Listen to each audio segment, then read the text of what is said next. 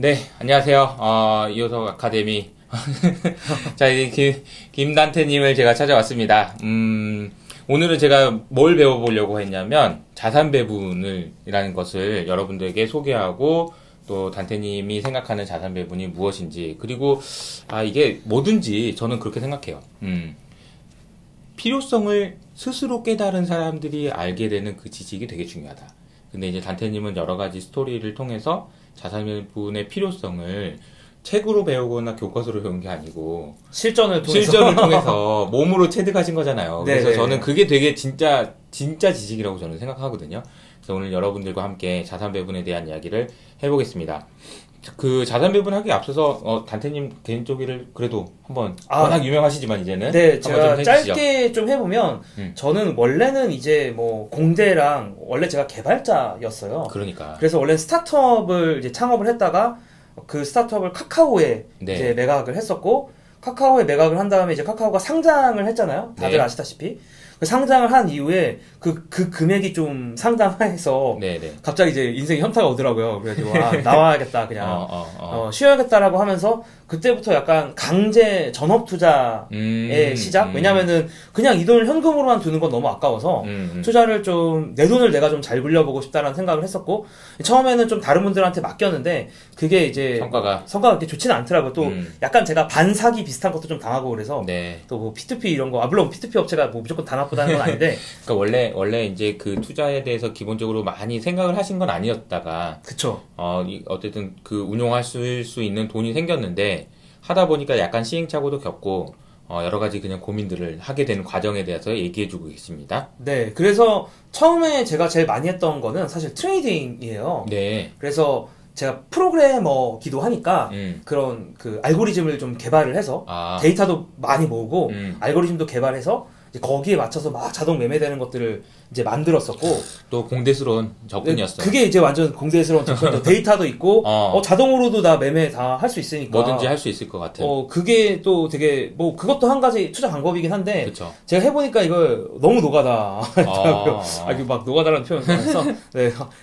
그래가지고 그게 생각보다 그 사실 이제 뭐 요즘에도 강의 보면은 뭐 자동으로 AI가 뭐 돈을 번다 이런 얘기들이 많지만 그게 생각보다 개인 한 명이 실천하기는 되게 어렵습니다. 제가 뭐 불가능하다고 생각하는 건 아닌데 네네. 너무 많은 공수가 들어요. 그러니까 저는 파트타임으로는 솔직히 불가능하다고 생각해요. 전업으로? 네, 전업으로 해도 솔직히 어려워. 솔직히 어려워요. 근데 파트타임은 더 힘들죠. 그렇죠. 그런 어떤 여러 가지들을 이제 여러 가지 힘든 난관들을 맞이하고 있었을 즈음에 어떻게 보면 이런 전략들을 만들 때 가장 중요한 것 중에 하나가 좀 완전 다른 스타일의 투자 방식이 있으면 되게 보완이 많이 되거든요. 특히 저는 원화 위주로 한국 주식시장 위주로 그런 트레이딩을 했었기 때문에 달러 투자를 좀 편하게 하고 싶다. 그리고 원래부터 약간 달러 투자에 대한 중요성 자체는 인식은 하고 있었어요. 그때 또 제가 홍 박사님 책도 많이 홍춘욱 박사님이라고 있는데 이 앞전에 아마 홍춘욱 박사님 강의를 다 들으셨으니까 이 내용은 잘 이해를 해주실 수 있을 것 같습니다. 그 홍춘욱 박사님이 사실 가장 또 강조하시던 것 중에 하나가 그 환 분산이거든요. 맞아요. 왜냐하면 원화만 갖고 있는 게 얼마나 리스크인가. 그렇지. 사실 뭐 지금은 좀 원화가 오히려 약간 강세인 느낌도 있어서 사람들이 약간 망각을 그러니까 잊을만도 하지만 사실은 달러와 원화를 모두 갖고 있는 게 좀 안전한 투자고 이제 그래서 제가 달러 투자에도 흥미가 생겼는데, 달러 투자를 하려고 하다 보니까 그냥 예금으로 갖고 있기엔 아깝고, 그렇죠. 주식으로 처음에 저도 시작을 했는데, 미국 주식? 네, 미국 주식 그냥 이제 우리가 흔히 생각하는 미국 주식들로 시작을 했는데, 요거는 또 요거대로 느낌이 되게 다른 게, 이게 그날 큰 이벤트들이 어쨌든 생기는 거예요. 제가 투자하던 시기에서도. 그래서 뭐, 예를 들면 갑자기, 어떤 날 보면 막 S&P가 역대급으로 뭐 하락했다. 저 때도 있었거든요. 제가 막 17년, 18년 이때도 투자를 많이 했으니까. 그렇죠. 18년 2월, 18년 12월 네, 이때 엄청 18년 때 특히 이제 변동성 컸던 이벤트들을 맞이하면서 막 잠이 막 안 오는 거예요. 제가 주식 위주로 많이 넣고 물론 저는 그때도 인덱스를 많이 좋아해서 그러니까 SPY 같은 있었지만. 네, 인덱스도 있었고 그 외에 개별 종목들도 있었는데 되게 그런 뭐랄까 자꾸 금액들이 흔들리면 어떤 느낌이 전 드냐면 신이 나의 컨빅션을 시험하는 듯한 느낌을 받을 때가 되게 많아요. 좀 재미있는 표현이다. 네네. 그러니까 신이 얼마나 야 너는 도대체 네가 투자하는 방식에 얼마나 확신을 갖고 있느냐. 네. 이거를 되게 도전받는 듯한 느낌을 많이 네, 받고 네. 저는 그 당시에 확신이 되게 적었기 때문에 심지어 저는 내가 인덱스를 갖고 있는데도 흔들리는 게 좀 이게 말이 되나? 뭐 이런 생각도 그러니까 들고 인덱스 SPY 같은 그 인덱스 펀드 그러니까 미국에 있는 대형주들을 다 묶고 있는 거를 샀음에도 불구하고 가격이 데일리로 이렇게 막 흔들리고 특히 막 그런 어떤 이벤트가 생기면 막 많이 떨어지잖아요. 맞아요. 거기에 내가 흔들리는 게 맞나 이런 스트레스도 좀 받고. 근데 그리고 아침마다 일어날 때마다 이게 내 돈이 걸려있다고 생각하면 이게 보기가 또 무섭기도 하고. 네, 맞아요. 힘들기도 하고 그렇죠. 그리고 이제 그러니까 막 잠이 그 충격에 특히 이제 아침에 그 장이 끝나잖아요. 네네. 미국 같은 경우는 네네. 이제 새벽에 엄밀히 말하면 새벽에 장이 끝나는데 그거를 보고 나면 막 심리적으로 너무 흔들리는 거예요, 제가. 그런 경험 다 있죠. 그 스트레스를 너무 많이 받아가지고 내가 이렇게 하루하루에 내가 주가 이렇게 흔들리는 게 말이 되는가를 되게 고민을 하다가 어떻게 보면 자산 배분이라는 걸 좀 발견을 하게 되는 거라고 보시면 될 것 같아요. 자산 배분을 이제 처음으로 그 개념을 알게 되신 거는 언제쯤이었어요? 한 그때? 18년, 17년 뭐 이쯤, 17년, 18년? 요때 이제 막 레이 달리오가 그 한국에 레이 달리오가 뭐 원칙이라는 책을 써서 맞아요. 그게 또 이제 나오기도 아주 하고 두꺼운 책이 네네네. 프린시플. 네, 그 다음에 뭐 시장의 마법사라는 책으로 사실 전 처음 접하긴 했었는데 시장의 마법사라는 책들도 있고 그런 책들을 통해서 사실은 뭐 레이 달리오나 어쨌든 자산 배분에 대한 좀 기본 개념을 접했고 사실 근데 저도 처음에는 진짜 안 했거든요. 그러니까 개념은 아는데 이거 뭐 필요가 있나. 그리고 약간 좀 뭔가 지루해 보여 일단. 지루하죠. 지루하고 네. 뭔가 우리가 이왕 투자를 했으면 뭔가 큰 거 한 방 뭐 이런 거를 네. 생각하시는 분이 기본적으로 많은데 자산 배분 이러면은 뭔가 이게 뭐 내가 굳이 막 이런 느낌 그리고 맞아요. 좀 지루한 느낌이 있긴 있어요. 어쩔 수 없이. 네, 그런 느낌은 좀 어쩔 수 없이 있는 것 같습니다. 그래서 뭐 제가 그래서 레이 달리오에 좀 관심을 많이 갖게 됐고 그 아까도 말씀드렸지만 그런 가격의 그 등락에 대해서 되게 많이 스트레스를 받았기 때문에 네네. 좀 그런 거에 어떻게 하면 편할 수 있을까라는 네. 생각을 하면서 본격적으로 그 어떻게 보면 처음엔 사람에 좀 집중을 했어요. 레이 달리오가 무슨 얘기를 했고 예전에 무슨 페이퍼를 썼고 무슨 그 리포트를 썼고 과거에. 근데 배우기 시작할 때 제일 중요한 거는 그런 것 같아. 누가 제일 잘하는지 한번 찾아보자. 그래서 맞아요. 그 사람이 뭐 했는지 알아보는 거 되게 좋은 접근 방법이었던 것 같아. 그 제가 사실은 개발이나 그러니까 새로운 거를 늘 배울 때 좀 그런 식으로 많이 했어요. 그러니까 프로그래밍 같은 거 배울 때도 제일 잘했던 사람이 누구냐? 내가 아는 사람 중에 누가 제일 잘하지? 그럼 걔가 어떤 짓을 하는지를 옆에서 계속 보는 거예요. 뭐 어떤 사이트에 들어가는지 그 뭐 환경을 어떻게 꾸미는지 네. 책상을 어떻게 꾸미는지 예를 들면 그런 거를 계속 보다 보면 약간 저도 약간 스며들게 되더라고요. 네. 그래서 자연스럽게 좀 개발에 대해서도 좀 잘할 수 있는 그런 환경이 세워진 거랑 똑같이 제일 투자를 잘하는 사람이 누굴까? 물론 뭐 워렌 버핏 같은 분들도 계시고요. 뭐 레이 달리오를 보면서 그분이 어떻게 정말 얘기했고 어떻게 행동하고 거기 회사 좀 내부 문서 같은 것들 좀 많이 봤어요. 레이 달리오는 저도 굉장히 존경하는 분이고 참고로 저도 레이 달리오에 관한 뭔가 일화 같은 게 있는데 그러니까 2013년에 저는 레이 달리오의 이코노믹 머신이라는 걸 보고 완전히 매료돼서 그거를 제가 막 분석하고 번역하고 해가지고 주변 분들한테 다 나눠주고 그런 적이 있었어요. 그리고 제가 알기로 제가 KIC라는 게 우리 우리 국부를 운영하시는 곳이 있어요. 근데 거기에서 제가 아는 분이 있는데 그분한테 얘기를 들은 게 KIC 같은 경우에는 이제 레이 달리오가 운영하는 브릿지 워터에도 투자를 하신 거예요. 그러니까 이제 직접 투자를 하니까 레터를 매주 그렇죠. 매주 보내주신다고 하더라고. 네. 근데 그 레터가 너무 좋았다고 하더라고요. 그래서 그 레터를 어떤 글로벌 IB에서 보내준 것보다 최우선적으로 보고 읽어보고 그렇구나 이런 생각을 하셨다고 했는데 놀랍게도 그분이 얘기하신 건 좀 약간 반전이 있어. 틀린 게 너무 많다는 거야. 이 글 자체가. 근데 성과는 또 되게 좋다는 거야. 그러니까 이게 내가 맞춰서 성과가 좋은 게 아니고 굉장히 유연하고 유기적으로 잘 굴러갈 수 있는 그런 시스템을 만들어 놓은 게 자산 배분의 그런 접근 방법이 아니었나. 올 웨더 포트폴리오 그게 아니었나. 저는 그때 되게 많이 생각을 했었거든요. 아마 비슷한 생각을 하시지 않았을까 그런 생각이 들어요. 네. 일단은 주식으로 우리가 시작을 하는 게 맞을 것 같아요. 그러니까 투자하시는 분들한테는 우리가 주식 투자는 좀 많이 친숙하잖아요. 아무래도.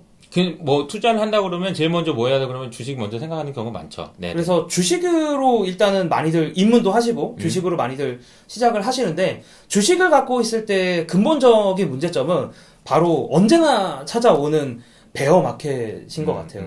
그러니까 이거는 사실 너무 싫어. 그러니까 안 온다고 얘기할 수는 저는 없다고 생각하거든요. 맞아요. 그러니까 이거는 그 자본 시장이 계속되는 한 필연적으로 오는 어떤 뭐 질병이라고 표현할 수도 있을 것 같고 질병. 어떤 이벤트 어쨌든 그러니까 우리가 감기를 평생 안 걸릴 수는 없는 거잖아요. 그렇죠, 그러니까 약간 그렇죠. 그런 것처럼 사람들이 극단적으로 주식에 대한 어떤 혐오감, 그러니까 싫어하거나 아니면 어떤 시스템의 약간의 이상, 리스크 회피, 뭐 그런 현상들이 어쨌든 간에 역사적으로 과거에도 일어났었기 때문에 네.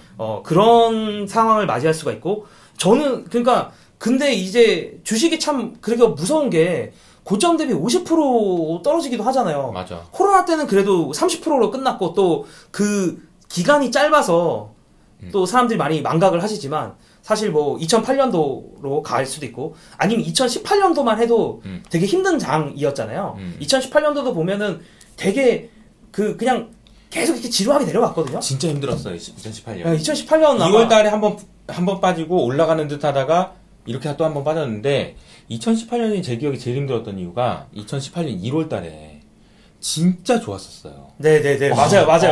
그때는 맞아요. 그때 제가 아직도 기억나는 게 어떤 외국계 증권사에 있는 브로커 형이 와가지고 팀장님 저기 지금 주식 안 하고 뭐 합니까?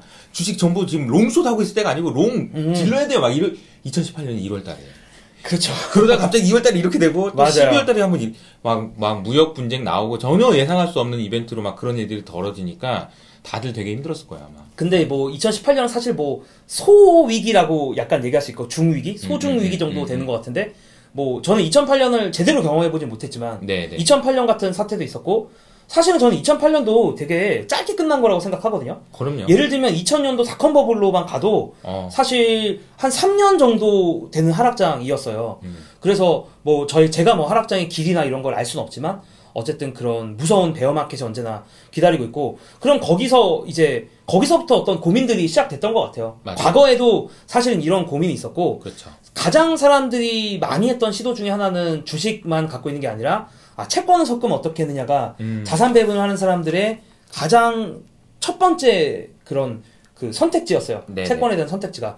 그래서 사실은 현명한 투자자라는 책에도 보면 거기서도 주식과 채권을 섞어서 투자라고 나오거든요. 네네. 심지어. 그러니까 벤자민 그레이엄이 썼던 책이니까 뭐 몇십 년 전인가요? 한 80년 전, 뭐 70년 전, 1920년, 30년, 뭐 그런 시절이잖아요. 그래서 그런 옛날 책에서부터도 이미 주식과 채권을 섞는 게 좋다라는 생각으로 하기 시작했고, 물론 이제 채권에 대해서는 요즘 말이 많습니다. 맞아요. 채권을 과연 섞어야 되느냐? 특히 그 일반 채권까지, 그러니까 그 뭐 물가 연동채는 뭐 그렇다 쳐도 그 특히 노미널 본드라고 하죠. 그 명목 채권을 그냥 일반적인 채권을 섞어야 되느냐에 네네. 대해서는 의문들이 많은데.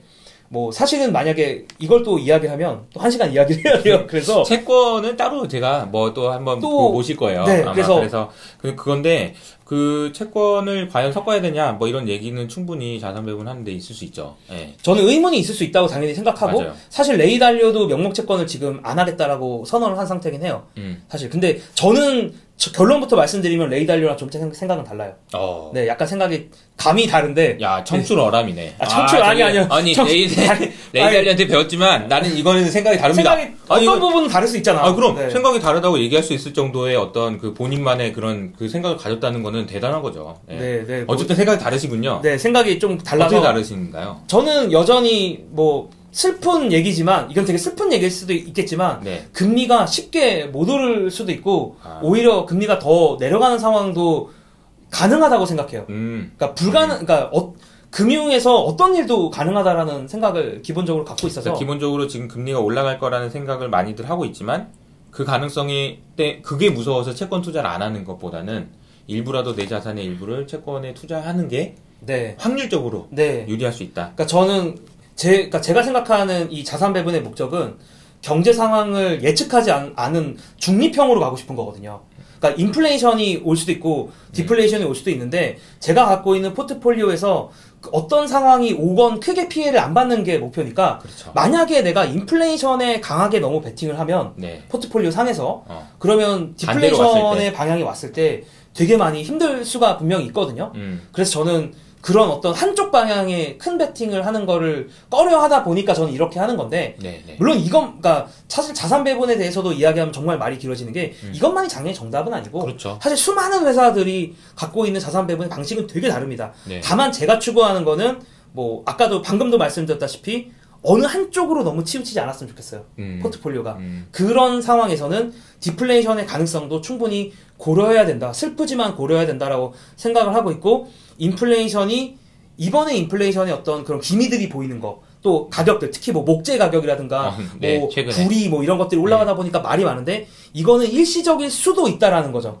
아니, 그리고 지금 파월이 그렇게 얘기하고 있는데, 아닐 수도 있지만, 파월이 맞을 수도 있는 거니까, 예, 두 가지 가능성을 열어놓자라는 접근은, 좋은 것 같아요. 그러니까 저는 디플레이션에 베팅하는 게 아니에요. 그러니까 많은 분들이 그치. 오해하는 게, 디플레이션에 베팅하냐? 이건 당연히 아니에요. 왜냐면, 제 포트폴리오에서는 인플레이션에서도 좀 수익을 낼 수 있는 원자재나 금 같은 것도 기본적으로 섞어야 된다고 생각을 하고 있거든요. 그래서 인플레이션이 오건 디플레이션이 오건 전체적인 내 자산이 큰 피해를 보지 말자라는 그게 컨셉인 거고. 네. 그 다음에 이제 방금 지금 또 답을 그러니까 그 다음 단계를 얘기해 버렸는데 제가 주식이랑 채권을 얘기했잖아요. 네. 근데 주식과 채권이 동시에 힘든 순간은 보통은 물가가 급등할 때거든요. 맞아요. 그렇기 때문에 맨 처음에 자산 배분을 이야기한 사람이 주식과 채권 섞는 걸 얘기하다가 다른 거를 이렇게 붙이기 시작했는데 네. 그 중에 하나가 원자재고 네. 원자재라고 하면 좀 낯설어 하실 수도 있을 것 같은데 이렇게 생각을 하시면 돼요. 그냥 어떤 물건을 만드는데 필요한 재료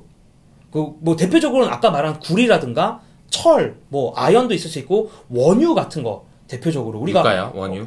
뭘 만들든지 사실 우리는 원유가 필요하잖아요. 그래서 원유도 있는 거고 농산물도 있고요. 네네. 그래서 그런 것들의 묶음을 원자재라고 하는데 실물 자산이잖아요. 그냥 우리가 들어봤을 때. 그래서 돈의 가치가 하락할 때는 상대적으로 이러한 실물 자산의 가격이 많이 올라가거든요.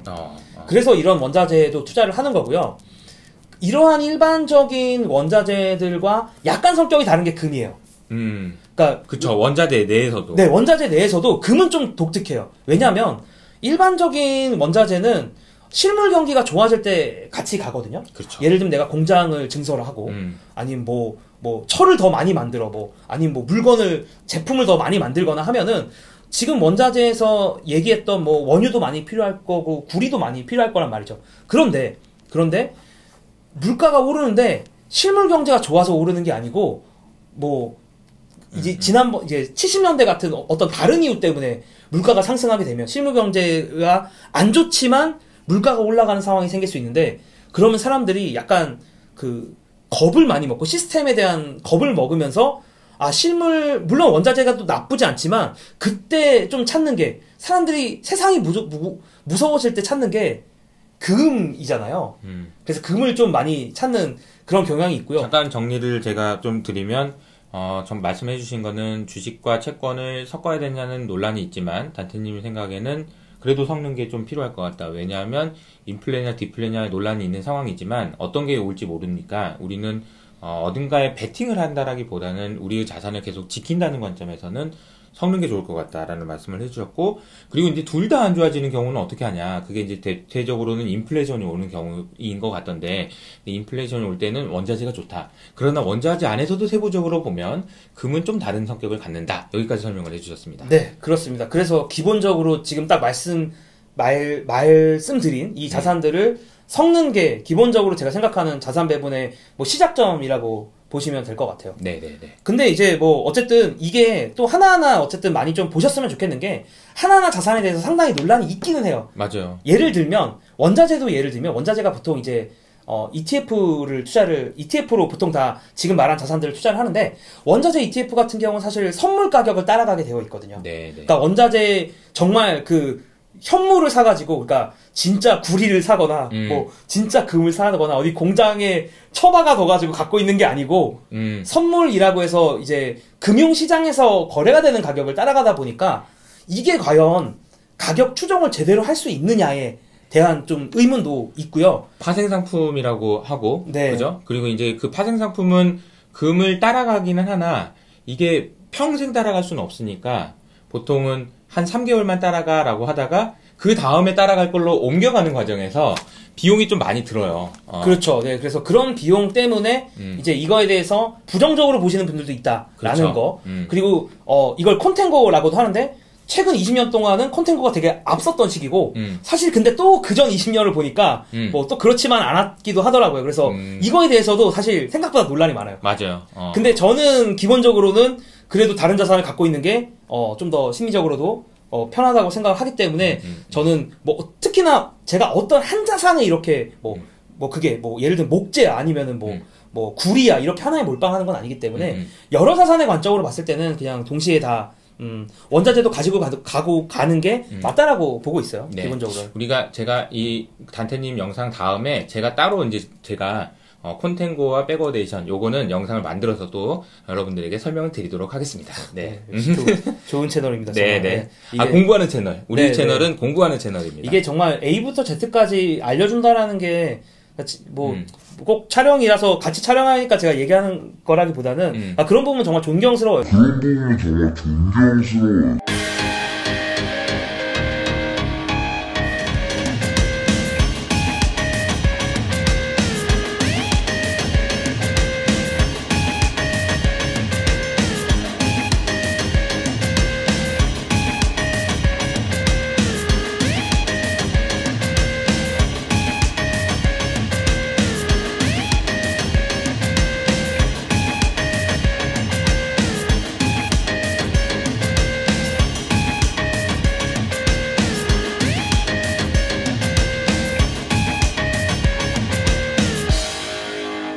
단테님 영상 다음에 제가 따로 이제 제가 콘텐고와 백어데이션 요거는 영상을 만들어서 또 여러분들에게 설명을 드리도록 하겠습니다. 네. 좋은 채널입니다. 네, 네. 공부하는 채널. 우리 채널은 공부하는 채널입니다. 이게 정말 A부터 Z까지 알려준다라는 게 꼭 촬영이라서 같이 촬영하니까 제가 얘기하는 거라기보다는 그런 부분은 정말 존경스러워요. 솔직히 말씀드리면. 아니 제가 이제 어떻게 하려고 하냐면은 단테님이 이렇게 설명해 주시다가 이거는 좀 이거 너무 긴데 그런 거를 하나하나씩 뒤에다가 붙여 놓으려고요. 그래가지고 하고 있습니다. 네.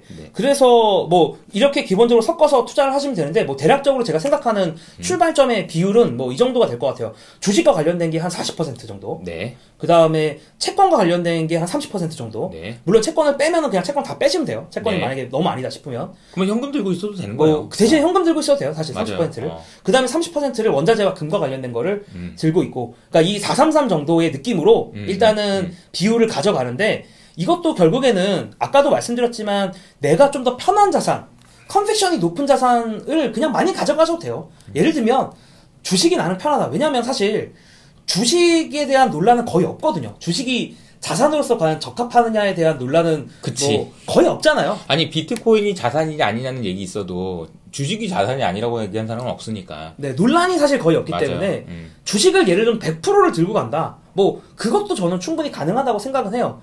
그런데 이제 100%를 제가 들고 있어 보니까 생각보다 심리적으로 많이 흔들려서 이게 이렇게 섞어서 투자를 하기 시작하면 어떤 장점들이 좀 있다고 제가 느껴지냐면 그건 있어요. 제가 예를 들면 밤에 잠을 자고 장이 무너졌어. 아침에 뉴스를 보니까 미국 장이 큰일이 난 거야. 근데 제 계좌를 열어봤더니 플러스인 경우들이 있어요. 정말. 왜냐하면 주식에 있던 자금들이 채권으로 와서 사람들이 갑자기 위험에 대한 위험 회피를 하다 보니까 위험 자산들에서 안전 자산으로 이게 옮겨간 거예요. 그래서 그런 상황들도 발생을 하더라고요. 그래서 경험해 보니까. 네. 그래서 많은 분들이 어쨌든 그 S&P나 혹은 코스피의 가격을 보면서 내 포트폴리오가 대충 어느 정도 수익률인지 그래도 짐작을 할 수가 있거든요. 그렇지. 그렇잖아요. 근데 자산 배분을 하게 되면 매일매일 가격 변화를 사실 내 계좌를 사실 열어보지 않으면 알 수가 없어요. 이거를 종합해서 계산해 봐야 되거든. 주식이 어땠지? 진짜. 채권이 어땠지? 맞아. 금이 어땠지? 이거를 내가 조합해서 보지 않으면 몰라요. 그래서 데일리 가격이 사실 어떻게 되든지 그냥 뉴스만 봐서는 내 계좌 잔고를 알 수가 없습니다. 이게 생각보다 큰 장점이에요. 제가 생각하는 가장 큰 장점이고. 그래요. 진짜 실전에서 해보신 경험으로 얘기해 주시니까 더 감이 오고, 제가 이제 듣다 보니까 비유가 딱 하나 떠올랐어. 내가 축구 선수 감독인 거야. 축구팀 감독. 그 내가 박주영이나 뭐 박지성이 이런 스타 플레이어가 잘해줄 줄 알았는데 생각지도 못했던 다른 애가 잘해서 그러니까. 경기에서 이길 수도 있는 거야. 네네네. 그러니까 이제 그래서 누가 어떻게 해가지고 어떻게 될지를 나는 잘 모르지만 스스로들 알아서 이렇게 어떻게 버무려지고 저무려져서 좋은 결과를 낼 수도 있는 상황으로 만들어 놓는 게 감독으로서 가장 잘해야 되는 일이 아닌가 그런 생각도 좀 드네요. 그래서 수익 곡선 그래프를 보면 대부분 어떻게 되냐면 자산 배분 같은 경우가 원래 일반적으로 우리가 주식을 투자한다고 했을 때 이렇게 가거든요. 수익 곡선이. 그러니까 위도 많이 가지만 밑으로도 많이 가요. 근데 요거를 그냥 이렇게 가는 느낌이라고 보시면 돼요. 약간 극단적으로 표현을 하면. 그래서 조금 더 이렇게 가는 게 아니고 요렇게 간다. 대신에 그래서 또 거꾸로 힘든 부분들도 있죠. 왜냐면은 뭐 예를 들면 지난 1년이 가장 대표적이었던 것 같아요. 그러니까 한 4월, 5월 정도부터는 사실은 다른 자산들에 비하면 주식만 계속 날아갔었거든요. 내가 그냥 이거 주식했으면 얼마인데? 그렇지. 주식만 100% 투자할 걸 내가 왜 채권이랑 뭐 원자재랑 뭐 이런 걸 넣어가지고 맞아. 금을 넣어가지고 내가 왜 금은 뭐 한 3개월 날아가는 것 같더니 그 다음부터는 왜 소식도 없고 맞아. 막 그런 거가 눈에 보이기 시작을 하는 건데 뭐 이런 단점이 생기지만 그렇기 때문에 사실은 근데 이제 그거는 우리가 투자하면서 늘 인지해야 되는 부분인데 결과론적인 부분이긴 해요. 맞아. 그거 알았으면 뭐 저도 금이래. 주식 3배 레버리지 몰 뻔했겠지. 근데 모르잖아, 사실. 모르고 언제 뭐 사실은 결과론적으로 우리가 1년을 그냥 잘 지나간 거지. 사실은 뭐 더블 딥이 올 수도 있다. 두 번째 하락이 올 수도 있다. 지금 이거 코로나 때문에 돈 사라진 게 얼만데 이게 괜찮느냐. 이거는 사실 지나고 나서 우리가 결과적으로 얘기하는 거거든요. 그래서 내년도 사실은 어떻게 될지 모르는 입장에서 전 내년 전망 올해겠죠. 올해 전망하라고 하면 사실 잘 모르겠거든요. 2002년에도 그 히딩크 감독 할 때 안정환이 끝까지 못했잖아. 그렇죠. 끝까지 믿어줬잖아. 네. 그 안정환이 해내잖아요. 아니 그런 거 같은 거죠. 얘가 지금은 별거 아닌 것 같아도 얘를 들고 있었을 때 해줄 수 있는 역할이 분명히 있다. 그런 관점으로 자산 배분을 하면 좋겠다. 이런 생각도 좀 드네요. 네, 그리고 제가 가장 많이 들고 있으면서 가장 많은 그 챌린지를 받았던 것 중에 하나는 뭐였냐면 기억에 남는 게 원자재에 대한 챌린지를 되게 많이 하셨었어요. 사실. 네네. 2018년 정도부터 제가 블로그에 공개를 하면서 이제 운용을 하기 시작했는데 2018년, 19년에 자꾸 원자재 같은 것들을 왜 들고 있느냐. 혹은 물가연동체를 왜 들고 있느냐. 이런 얘기들을 되게 많이 했었는데 되게 재밌는 게 뭐냐면 또 시간이 지나고 나니까 그 공격하는 자산이 늘 바뀌어요. 자산 배분 투자자 입장에서 제 입장에서는 사람들이 늘 공격하는 자산은 계속 바뀝니다. 근데 과거에 공격했던 자산 지금은 그 누구도 원자재를 왜 들고 있냐고 얘기 안 하거든요. 그렇지. 왜냐면 원자재가 계속 올라가니까. 원자재를 왜 더 많이 투자 안 했냐고 물어보지. 그렇지. 원자재를 지금 왜 들고 있어요? 라고 저한테 물어보는 사람은 이제 없거든요. 그리고 채권도 예전에는 물가연동체를 도대체 이런 걸 왜 들고 있냐라고 했다가 물가연동체는 오히려 그렇게 말이 많진 않아요. 맞아. 오히려 명목채권에 대한 말이 많지. 그렇지. 그래서 계속 이렇게 사람들이 비선호하는 자산이라고 해야 되나? 이런 게 계속 바뀌고 그렇기 때문에 투자하는 입장에서 어려운 부분도 분명히 존재해요. 왜냐면 돌고 도는 거예요. 다 내 마음에 들 수 없잖아. 돌고 도는. 그러니까 아까 딱 말씀하신 비유가 좋은데 뭐 박주영도 있고 안정환도 있고 뭐 이천수도 있고 너무 옛날 선수들인가 어쨌든 이 선수들은 있지만 감독 입장에서 어쨌든 마음에 안 드는 선수가 분명히 존재하거든요. 그렇지. 근데 얘가 언제 쓸지 모른다는 거예요. 그게 이제 자산 배분 투자자의 마인드가 아닌가라고 좀 생각을 하고요. 뭐 대신에 뭐 상황에 따라서 누구한테 힘을 실어주고 이런 거는 얼마든지 가능하죠. 그러니까 힘을 실어주고. 저는 이제 제가 보통 설명을 드릴 때는 그냥 제가 생각하는 가장 기본 포인트 딱 출발점을 설명을 드리는 거고 이 출발점에 기반해서 사실은 얼마든지 본인이 이제 응용할 수가 있다고 생각을 해요. 네네. 그래서 좀 응용적인 부분들 지금 되게 말씀을 잘해주셨는데 뭐 가장 많이 하는 것 중에 하나는 기존에 있는 자산들의 비중을 바꾸는 것 같아요. 그렇죠. 어떤 상황들을 봐가면서.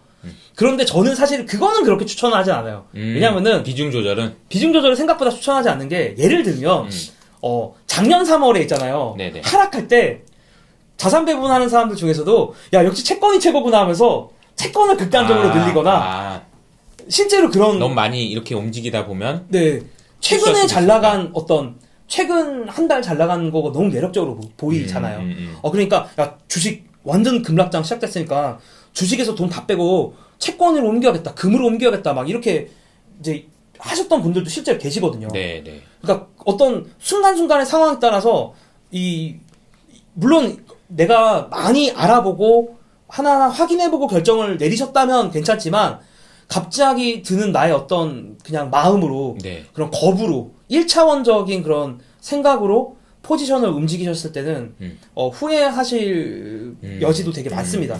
그래서 생각보다 이거를 오히려 리밸런싱이나 포지션을 갑자기 급작스럽게 많이 움직이지 않아야 오히려 되게 갖고 가는 입장에서 편하네요.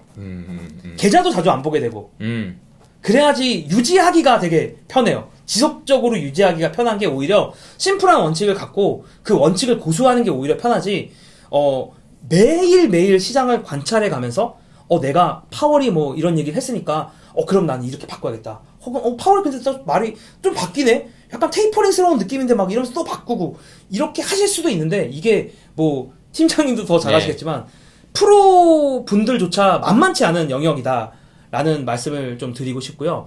그래서 그런 옮기는 거에 대해서는 조금 비율을 막 극단적으로 바꾸는 거에 대해서는 조금은 보수적으로 접근하셨으면 좋겠고, 그리고 제가 조금 또 고려해 보셨으면 하는 자산 중에 하나는 크립토인 것 같아요. 네, 비트코인. 네, 그래서 일단은 단순하게는 비트코인으로만 저는 기본적으로는 그러니까 알아보셔서 다른 알트코인들이 좋다고 생각하면 들어가도 좋긴 한데 기본적으로는 비트코인도 되게 섞기 좋은 자산이 아닐까? 섞는다는 관점에서.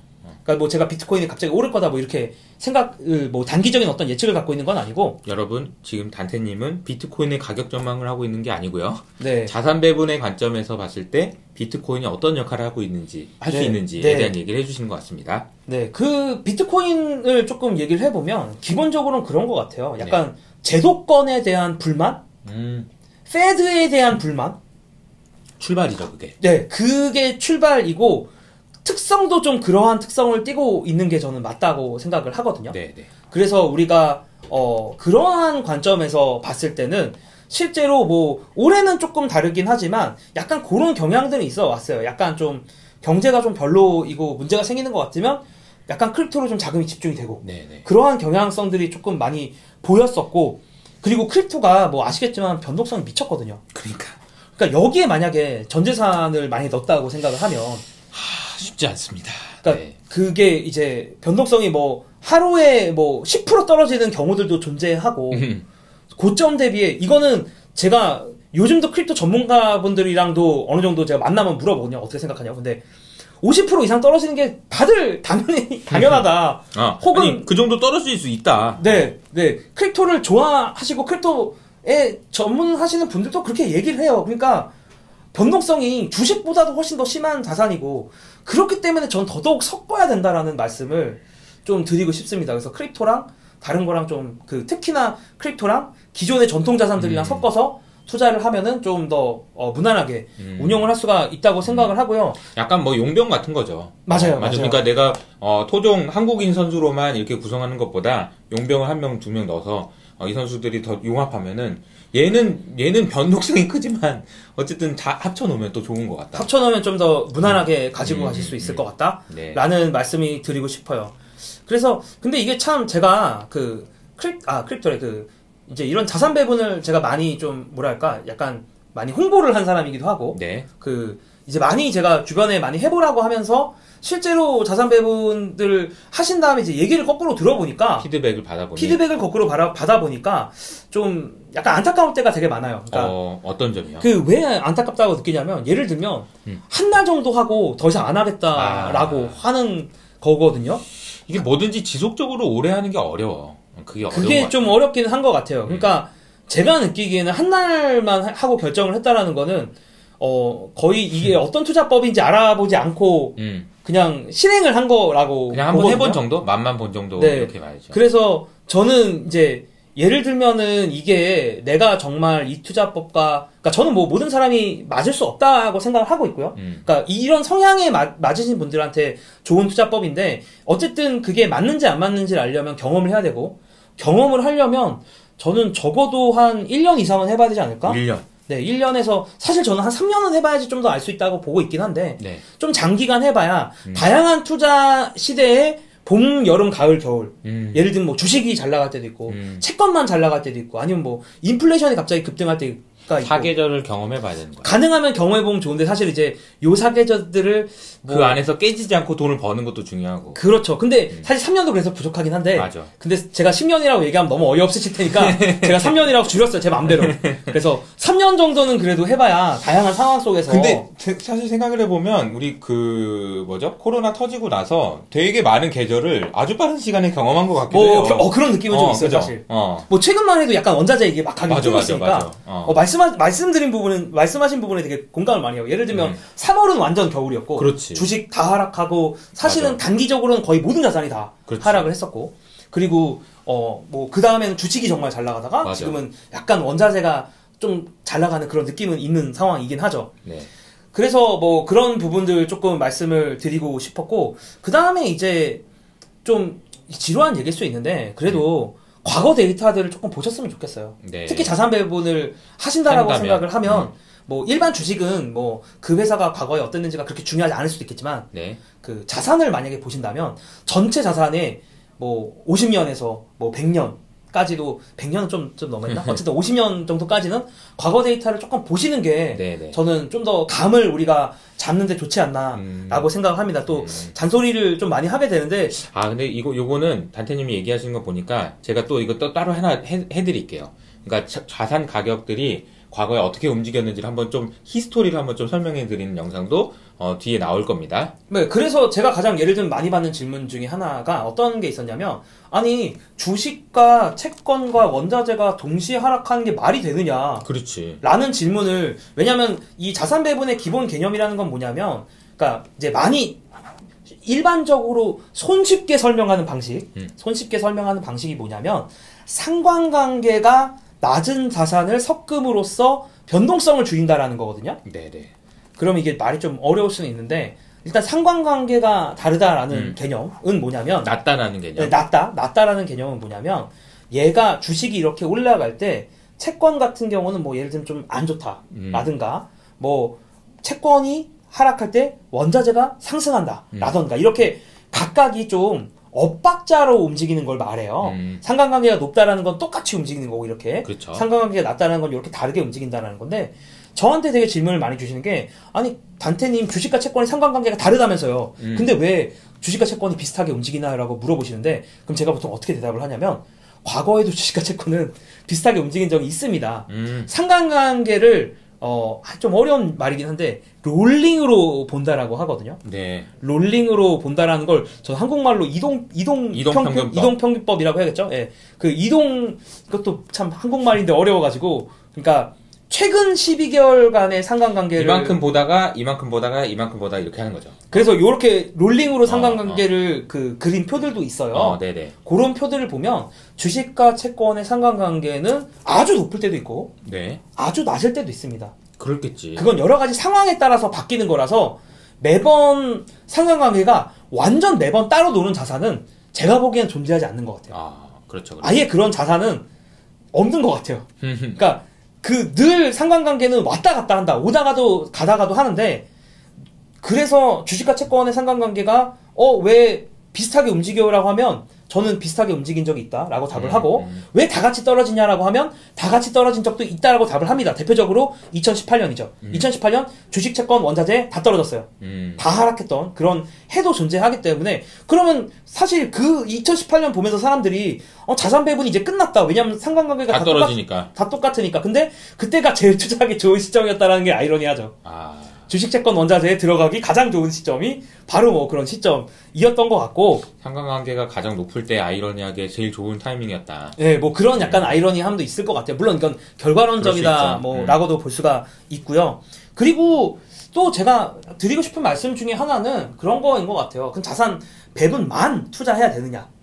이렇게 뭐 올웨더라는 것도 있고, 어쨌든 이런 자산 배분으로만 그럼 투자를 해야 되느냐라고 봤을 때는 저는 굳이 자산 배분만 하실 필요는 없다고 생각을 해요. 네네. 그래서 이거는 이제 사람의 기호와 성향에 따라 다르겠지만, 자산 배분도 투자를 하시고 나머지는 그냥 내가 좀 확신이 있는 거, 컨섹션이 높은 거, 그러니까 내가 확신이 있는 투자를 하시면 되는데, 그런데 제가 자산 배분을 많이 추천드리는 이유 중에 하나는, 제가 개인 투자자분들과 많이 소통을 하면서 느끼는 부분 중에 하나가, 잘 모르는데 투자를 하는 경우들이 되게 많으니까 기본적인 출발지로는 확실히 좀 자산 배분은 내가 컨벡션이 낮아도 좀 할 수 있는 투자법이라고 생각하거든요. 내가 잘 몰라도 할 수 있는, 상대적으로 공부를 덜 해도 할 수 있는 가성비가 좋은 투자법이라고 생각을 하니까, 그러니까 제가 일반 사람들한테 좀 더 이쪽을 일반 처음에 시작하신 분들이 이게 되게 좋다라고 설명을 좀 많이 드리는 거고, 네. 그래서 저는 양쪽을 좀 다 해보시면 좋을 것 같아요. 나만의 이런 알파 투자, 내가 시장에서 알파를 추구하는 이런 투자 방식도 해보고, 비슷한 금액으로 자산 배분도 해보신 다음에 장기간 동안 한번 비교를 해보면 어떨까라는 거죠. 그래서 투자에 내가 정말 소질이 있다고 하신 분들은 사실 배분이 저는 그렇게 필요하다고 생각하진 않습니다. 사실 워렌 버핏도 주주총회에서 diversification 그러니까 분산 투자는 그냥 어리석은 사람들, 자신 없는 사람들이 하는 거다라고 얘기하면서 야, 집중 투자해라. 그렇지. 그런 얘기를 버핏도 사실 했었거든요. 근데 저는 완전 인정해요. 버핏이면 가능하고 정말 그런 확신, 내가 컨펙션이 있고 연구를 확실했으면 당연히 해야 되는데 목숨 걸고 해야 돼요. 그거는 진짜. 그렇죠. 근데 여러분 직장 다니시고 막 하시는 분도 있잖아. 근데 목숨 걸 수 없잖아요, 여기. 그렇죠. 그러나 하긴 해야 되잖아. 그러면은 시작하기 너무 좋다, 자산 배분이. 네, 그래서 이렇게 되는 것 같아요. 내가 잘 알면 잘 알수록 집중 투자를 하시는 게 맞고요. 네. 잘 모르면 잘 모를수록 분산 투자를 하는 게 맞는 것 같아요. 그래서 그런 거를 나의 개인의 상황에 따라서 조절해 가시는 게 가장 이상적인 것 같아요. 내가 예를 들면 투자를 공부할 수 있는 시간도 많고 주변에 잘하는 사람도 많고 내가 잘해서 너무 잘 알 것 같아. 그럼 좀 집중을 많이 하시고 근데 그게 좀 상황이 애매하다? 그럴 땐 좀 분산 투자하시고. 자, 좋은 말씀인 것 같습니다. 저희가 보면은 저도 많이 받는 질문이 주식을 제가 워낙 이제 그 분석을 많이 하니까 주식 비중을 얼마나 가지고 가는 게 맞습니까? 이런 말씀 많이 하는데, 아니 뭐 그 시장 상황이 얼마나 그렇게 많이 변한다고, 그렇게 크게 변하지도 않은데 뭐 60%로 갔다가 막 50%로 갔다가, 이거는 되게 어려운 거거든요. 그래서 여러분들이 스스로 판단하시기에 주식의 비중, 우리 아까 이제 뭐 4대 3대 3 뭐 이런 얘기도 했지만, 그게 몇 %가 적당한지는 나이에 따라서도 다르고, 직업에 따라서도 다르고, 성격에 따라서도 다 달라요. 그거는 여러분들이 스스로 정하는 거고, 그런 게 아닌가. 그러나 이 자산 배분이라는 것의 개념, 그리고 뭐가 중요한지 이런 부분에 대해서는 꼭 한번 참 좋은 말씀을 제가 이제 단테님한테 듣고 싶었는데, 너무 설명을 잘해 주셔서 너무 감사합니다. 네. 우리 또 마지막으로 이제 좀 정리를 할까요? 네. 뭐 정리를 간단히 해 보면, 네. 자산 뭐 어떤 얘기를 더 할까? 다 마무리가 됐나? 약간 어느 정도 하고 싶은 얘기 했는데 딱 요 정도인 것 같아요. 그래서 제가 보통 자산 배분을 하는 분들을 보니까 두 종류더라고. 네. 어떤 분들이 계시냐면, 하나는 처음 투자를 하는 사람이 있고요. 네네. 되게 재밌는 게, 처음 투자를 하거나 투자에 너무 지친 분들이거나, 그러니까 어제는 막 저한테 막 메일도 오고 막 다양한 그 루트로 연락이 오는데, 그래서 처음 하시는 분들이 아무것도 모르겠어요 하면서 시작하시는 분들도 있는데, 되게 재밌는 게 뭐냐면 너무 많은 투자에 지친 거야. 내가 해봤는데 안 되고 이렇게 했더니 안 되고, 사고 팔아봤더니 내 마음이 너무 흔들리고, 그러면서 시작했다. 경력 15년 차인데 나 이제 자산 배분 하겠다. 이런 거 알려줘서 감사하다. 막 이런 분들도 계시거든요. 그래서 약간 제가 드리고 싶은 말씀은, 투자는 좀 지금 하고 싶으신 거 다양하게 해보시고, 이런 것도 있구나, 이런 방식도 있구나 하는 거를 좀 기억을 해주시면 그게 딱 좋지 않을까. 내가 뭔가 투자가 좀 잘 안 되고 힘들 때 피난할 수 있는 도피처의 하나로서 약간 따뜻한 집처럼 그런 생각으로 생각해 주시면 좋지 않을까. 투자는 저는 일단은 처음 시작하는 입장에서는 좀 다양한 경험을 해보시는 게 좋지 않을까 생각을 합니다. 다양한 경험을 해보시되, 하지만 다치지도 않아야 되니까 자산 배분에 대한 개념을 꼭 아셨으면 좋겠다. 네. 그 정도로 정리할 수 있을 것 같습니다. 알겠습니다. 네. 단테님 오늘 너무 감사합니다. 이호석 아카데미까지 와주셔서, 물론 제가 여기 왔지만. 그래서 와주셔서 감사드리고, 다음에 또 단테님 채널에 초대해 주시면 언제든지 가겠습니다. 네. 달려가겠습니다. 오늘 시간 내주셔서 감사드리고, 여러분 다음에 제가 오늘 설명드리고 했던 거, 콘텐고, 백워데이션, 그리고 이제 자산가격 히스토리 등등, 상관관계 변동성, 이런 거 다 제가 다시 설명을 드리도록 하겠습니다. 여러분 감사합니다. 감사합니다.